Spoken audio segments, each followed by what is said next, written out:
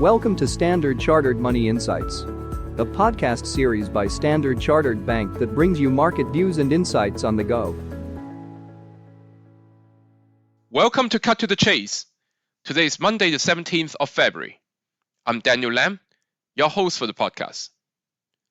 We've been focusing much of our discussion on equities and to a lesser extent, gold.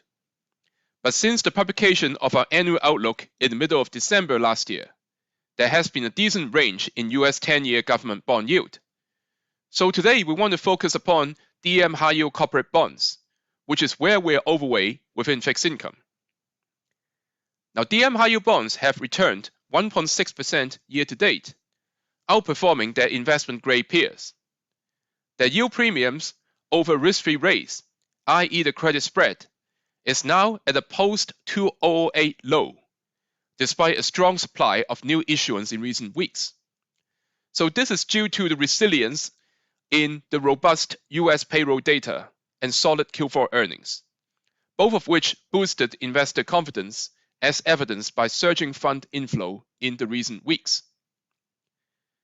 Now we continue to overweight DM high yield bonds and expect this asset class to outperform other bond asset classes amid resilience in US economic growth and increasingly the deregulation measures under Trump administration.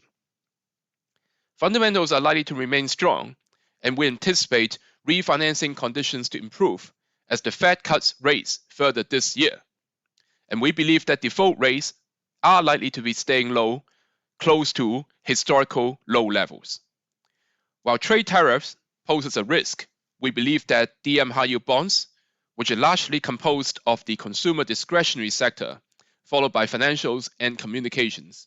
They are domestically focused and therefore offer a degree of defensiveness against rising uncertainties in global trade policies. Now, of course, in the fixed income environment, in terms of the drivers influencing the all-important US 10-year government bond yield, it is a tug of war between the possibility of the return of inflation versus how Bessent and Trump would attempt to pursue non-inflationary growth, for example, via increasing the supply of oil. Like what we discussed in the podcast last week, a potential ceasefire in Russia-Ukraine would be a positive in normalizing the supply side of things, thus inflation negative.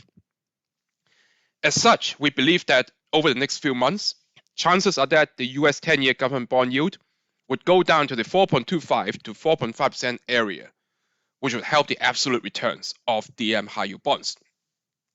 That's all from me for today. As always, if you enjoy this podcast, please don't forget to rate and like it. Thanks for listening, and we wish you a happy day ahead. Thank you for listening to Standard Chartered Money Insights, a podcast series by Standard Chartered Bank. For more details, visit Market Views on the Go on our website or click the link in the description.